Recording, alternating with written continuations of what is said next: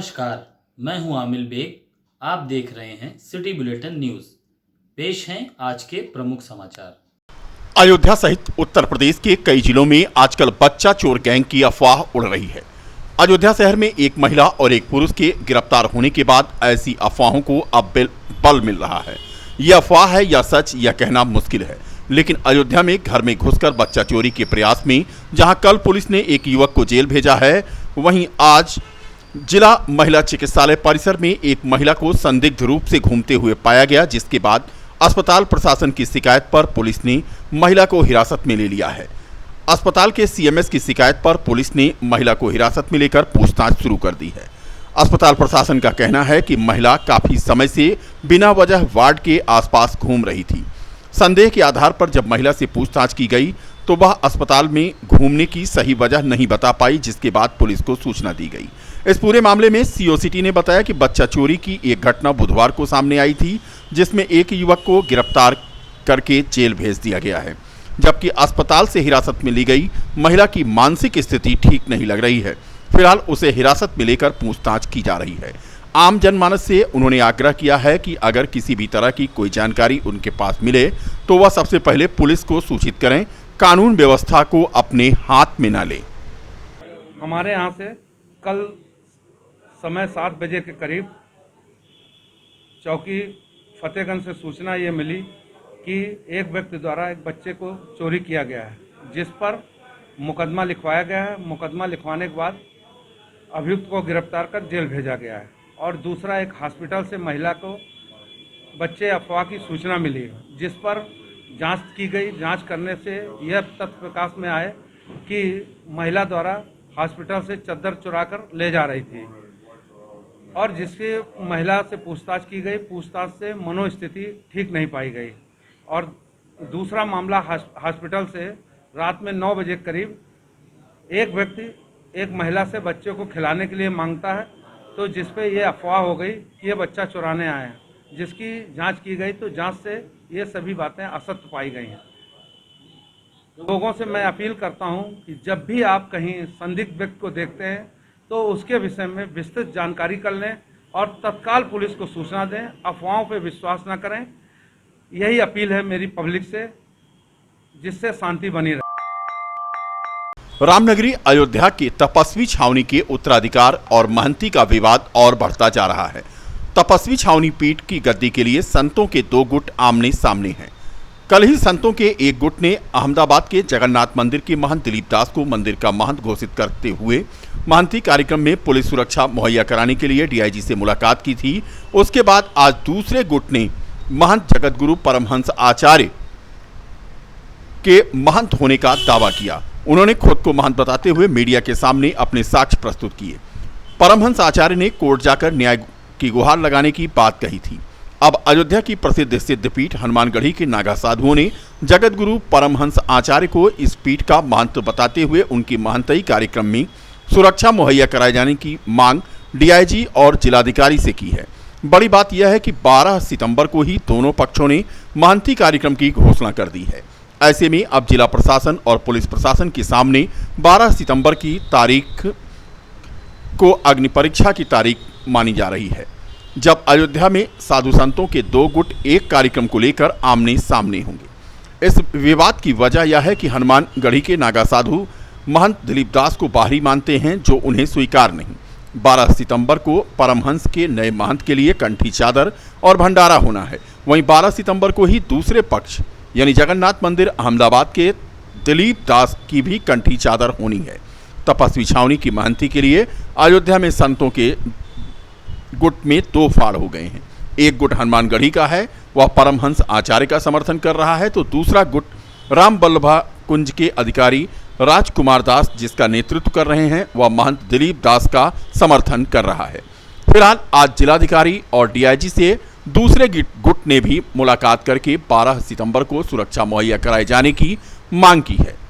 देखिए, अयोध्या में जो परंपरा चल रही है, किसी की भी लूट लेना, किसी के भी जमीन पर कब्जा कर लेना, अब मीडिया में स्टेटमेंट देना कि किसी के बाप का नहीं, तो साधु के बाप का नहीं होता है, गुरु का होता है। बोलने वाले इस बात को समझें, ये किसी के बाप का नहीं, गुरु की संपत्ति है, भगवान की संपत्ति है। भगवान के संपत्ति कहीं भी बर्बाद होना इस साधु के लिए सबसे गलत बात है। परमहंस जी सर्वेश्वर दास जी के सेवा की शुरू से आज तक थे, आज भी रह रहे हैं। अगर ऐसे लोगों को महंत नहीं बनाया जाएगा, किसी बाहरी को ले आके पटक दिया जाएगा, तो हम साधु समाज जो खुद पैदा नहीं करते हैं, समाज से आता है, जो हमारी सेवा करता है वही महंत बनता है। अगर ऐसी परंपराएं बनेंगी तो बुढ़ापा में किसी भी साधु को एक गिलास पानी नहीं मिलेगा। इसलिए सभी संतों महंतों से एक ही अपील है कि जो सेवा किया उसको निर्विवाद रूप से महंत माना जाए, महंत बनाया जाए। कहाँ का मुलाकात किया आज आपने? आज हम लोग श्रीमान जिलाधिकारी महोदय से, श्रीमान पुलिस अधीक्षक महोदय से, श्रीमान डीआईजी साहब से, हम तीनों लोग से मिले हैं। हम लोगों ने ज्ञापन दिया है कि अनैतिक रूप से जो आश्रम में अनैतिक लोग प्रवेश करना चाह रहे हैं, दंगा फसाद करना चाह रहे हैं, उसको किसी भी तरीके से शांत किया जाए और किसी भी तरीके से साधु के मरने के बाद में जो सबसे सच्ची श्रद्धांजलि मानी जाती है कि साधु का अच्छे से भंडारा हो जाए, उसको निर्विवाद रूप से पूरा किया जाए। कमिश्नर के यहाँ, डीएम के यहाँ, एसएसपी के यहाँ अथवा तीनों अधिकारी के यहाँ विज्ञप्ति देने के लिए, प्रार्थना पत्र देने के लिए परमहंस जी के गुरुजी सर्वेश्वर दास जी के भंडारा में कुछ उपद्रवी तत्व, बाहरी तत्व कोई दखल अंदाजी न करे, हमारा भंडारा सुचारू रूप से हो, इसके लिए हम लोग प्रार्थना पत्र लेकर के आए थे और वो प्रार्थना पत्र हमारा बहुत प्रेम से स्वीकार किया गया।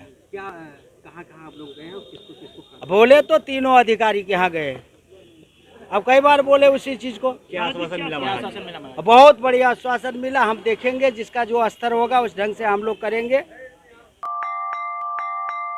राष्ट्रीय स्वर्णकार मंच अयोध्या इकाई की टीम ने सर्किट हाउस पहुंचकर मध्य प्रदेश के सांसद कैलाश नाथ और सिद्धार्थ नगर के विधायक विनय वर्मा का स्वागत किया। रामनामी ओढ़नी ओढ़ाई और माला पहनाकर उनका अभिनंदन किया। इस दौरान उन्होंने अपनी समस्याओं को लेकर एक ज्ञापन भी सौंपा है। आश्वासन मिला कि जल्द ही उनकी समस्याओं का निराकरण किया जाएगा। राष्ट्रीय स्वर्णकार मंच के राष्ट्रीय प्रभारी शैलेंद्र सोनी रामू ने बताया कि राष्ट्रीय स्वर्णकार मंच टीम हमेशा अपने समाज के लिए तत्पर रही है और आगे भी हम लोगों ने सहयोग किया है।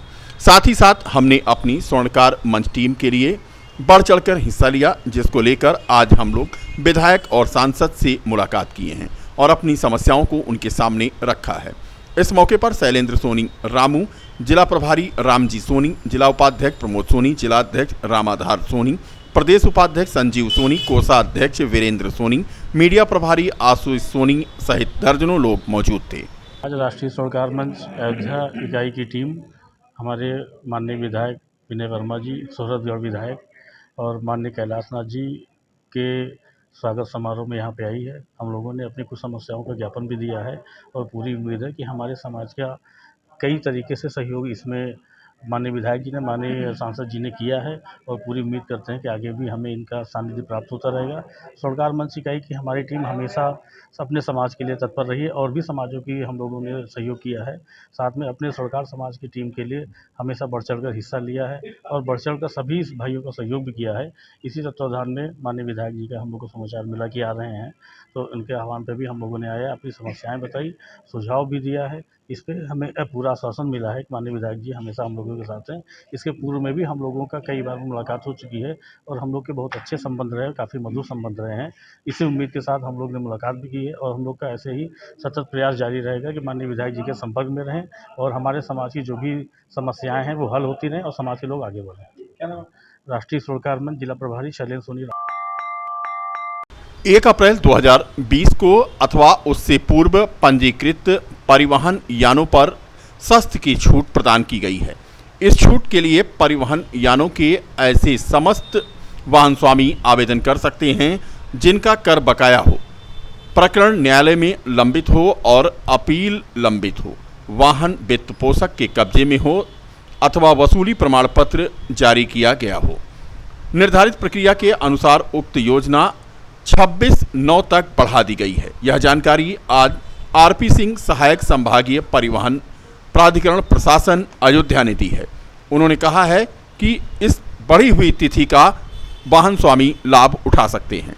बहुत ही महत्वपूर्ण योजना वर्तमान में चल रही है, एक मुफ्त समाधान योजना। इसमें ऐसे वाहन स्वामी जिनका वाहन 1 अप्रैल 2020 के पहले पंजीकृत है और वो बकाया में है, तो उसके लिए उसको केवल कर जमा करना है, न कि उसके साथ जो पेनाल्टी है उसको एक मुश्त समाधान की योजना के अंतर्गत जो पेनाल्टी दे होती है वो सरकार ने माफ़ कर दिया है। इसके लिए पहले 27 जून से 26 जुलाई तक 1 माह का समय दिया गया था, जो पुनः बढ़ा करके 26 अगस्त तक कर दिया गया है। और चूँकि 3 महीने तक की योजना थी, इसलिए अभी वर्तमान में उसको फिर से बढ़ा करके 26 सितंबर कर दिया गया है। अब 26 सितंबर तक जो भी बकायेदार आएंगे, जिनकी वाहन 1 अप्रैल 20 के पहले पंजीकृत है, वो इस एकमुश्त समाधान योजना का लाभ ले सकते हैं।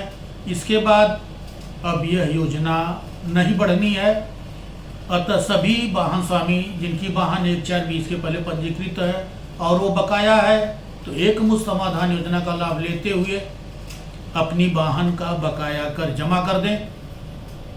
अयोध्या जनपद में 8,322 गाड़ियाँ जो बकाये में हैं, उन पे 24 करोड़ 47 लाख रुपया बकाया में है। उसके तहत 490 गाड़ियों से 1 करोड़ 93 लाख रुपया जमा कराया जा चुका है। और जिन लोगों ने अभी आवेदन शुल्क अपना जमा किया है 1,000 रुपया, ऐसे 176 वाहन अभी बचे हैं जिनमें 1 करोड़ 28 लाख रुपया देय है। अर्थात यह पैसा अभी 26 सितंबर तक जमा किया जा सकेगा। इसके अलावा जो भी वाहन स्वामी आएंगे जिनकी वाहन 1 अप्रैल 22 के पहले पंजीकृत है, अगर वो बकाया है तो एक मुश्त समाधान योजना का लाभ ले सकते हैं। आज भी 5 आवेदनकर्ता अपने बकाया कर को जमा करने के लिए कार्यालय में आए हैं। रामनगरी अयोध्या के रामघाट स्थित तपस्वी जी की छावनी पर जगत गुरु परमहंस आचार्य से ग्रामीण क्षेत्र व नगर क्षेत्र से आए हुए निषाद समाज के लोगों ने मुलाकात की।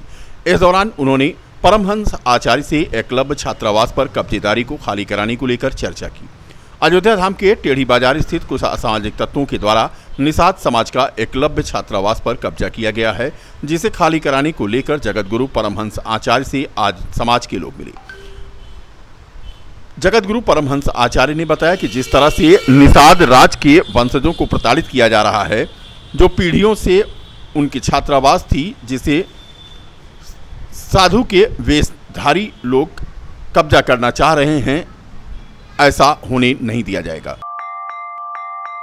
एनटीए ने मेडिकल प्रवेश परीक्षा यानी नीट का परीक्षा परिणाम घोषित किया है, जिसमें आकाश इंस्टीट्यूट के छात्र और छात्राओं ने उत्कृष्ट प्रदर्शन करके अयोध्या जिले और अपने माता पिता को गौरवान्वित किया है।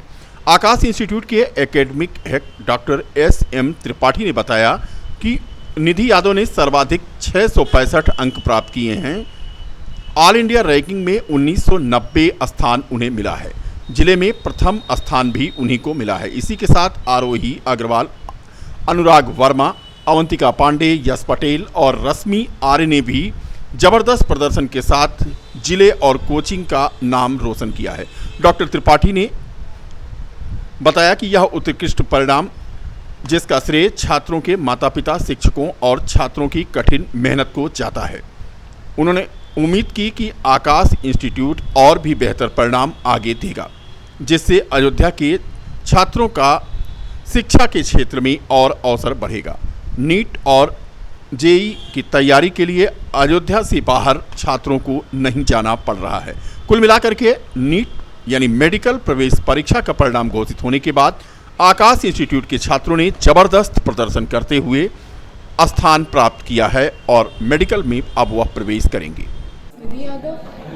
I'm a student at Akash Baiju's Ayodhya branch. I have secured 665 marks with rank 1990 in the 2022 examination. I have been able to secure such great marks with the help and support of the faculties here at Akash. The teachers here are so supportive. Not only the teachers, but all the staff members are very supportive here. The content they provide us proves such helpful in our preparations. And at the last, my parents, I am very thankful to them. They have supported me a lot, and I wish all the best to all the NEET aspirants upcoming there. All the best, everyone. Thank you. Student of Akash Baiju's at Ayodhya branch, I have secured 631 marks with All India rank 9072 in NEET 2022. First of all, I would like to thanks to all the teachers who have supported me a lot and given me a great knowledge that helped me a lot to build such a pathway. And a special thanks to my parents who have supported me a lot, and in my every hardship they were there and they never let me lose my hopes.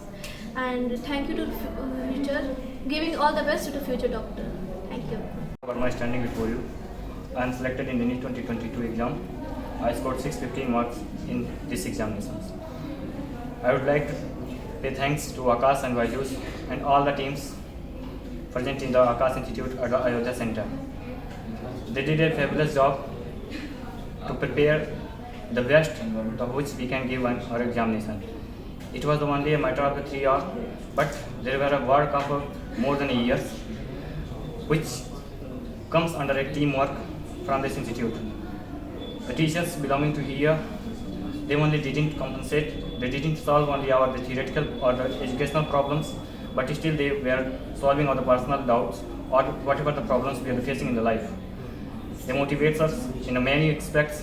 Every time they used to motivate us, and they always convince that you can do it. You can do it. This helps a lot. And lastly, I would like to pay thanks to everyone, those who have supported me in my bad phase, and I have come out from this. Thank you. My name is Yash Patel. I am selected in NEET 2022. I studied in Akash Institute by basically I studied here. आकाश में teachers की guidance में और यहाँ की faculties की presence में और उनके गाइडेंस में मैं यहाँ पर सेलेक्ट हो चुका हूँ नीट में. And basically I really thank to Aakash Byju who guides me to achieve whatever I want to be here. Pandey, and I am a student of Akash Byju's, and I have secured 609 marks with a rank 16,900. And I am very thankful to the Akash team, Akash Byju's team. The teachers are very supportive and very helpful, and the quality of the content that is delivered here is very wonderful. And I am extremely thankful to the Akash Byju's that helped me to secure, helped me to clear the NEET exam. And I only say all the best to the future doctors. तकनीकी शिक्षा के माध्यम से उज्जवल भविष्य के निर्माण के निमित्त राज्य सरकार द्वारा मेधावी छात्र और छात्राओं को वितरण की जाने वाली स्मार्टफोन और टैबलेट योजना के तहत गुरुवार को महाराणा प्रताप पीजी कॉलेज बीकापुर में करीब 350 छात्र छात्राओं को स्मार्टफोन और टैबलेट वितरित किया गया. इस दौरान छात्राओं के चेहरे पर स्मार्टफोन पाने के बाद खुशी की लहर दौड़ गई. टैबलेट वितरण कार्यक्रम में मुख्य अतिथि के रूप में भारतीय जनता पार्टी के जिलाध्यक्ष संजीव सिंह ने मां सरस्वती की प्रतिमा पर माल्यार्पण और दीप प्रज्वलित करते हुए मेधावी छात्र छात्राओं को स्मार्टफोन वितरित किए. इस दौरान उन्होंने छात्र छात्राओं को तकनीकी शिक्षा अर्जित करने के बाद समृद्ध और शक्तिशाली राष्ट्र निर्माण में अपनी भागीदारी सुनिश्चित करने की अपील की. कार्यक्रम में मुख्य रूप से विशिष्ट अतिथि के रूप में ब्लॉक प्रमुख बीकापुर दिनेश वर्मा भी मौजूद थे. कार्यक्रम में भाजपा के जिलाध्यक्ष संजीव सिंह और बीकापुर के ब्लॉक प्रमुख दिनेश वर्मा के अलावा विद्यालय के प्रबंधक महेश सिंह, प्रभाकर सिंह, वरिष्ठ पत्रकार ब्रजेश तिवारी आदि मौजूद थे. कार्यक्रम का संचालन संस्थान की प्रधानाचार्य अना रिजवी के द्वारा किया गया. देखिए, जैसा आप जानते हैं कि इसका नाम स्मार्टफोन. स्मार्ट मतलब होता है जो बच्चों को सभी विधाओं में पारंगत करने की क्षमता रखता है. यह टेलीफोन एक ऐसा यंत्र है, हम सभी जानते हैं कि नेट का प्रयोग करके पूरी दुनिया के बारे में, पूरे ब्रह्मांड के बारे में, शिक्षा के बारे में, चिकित्सा के बारे में, किसी भी क्षेत्र के बारे में गूगल का प्रयोग करके हम जान सकते हैं. उत्तर प्रदेश के लोकप्रिय मुख्यमंत्री आदरणीय योगी आदित्यनाथ जी की यह महत्वाकांक्षी योजना है कि हमारे प्रदेश के नौजवान एक क्वालिटी शिक्षा प्राप्त करें और उनको शिक्षा के प्राप्त करने में कहीं से कोई तकनीकी बाधा ना आवे.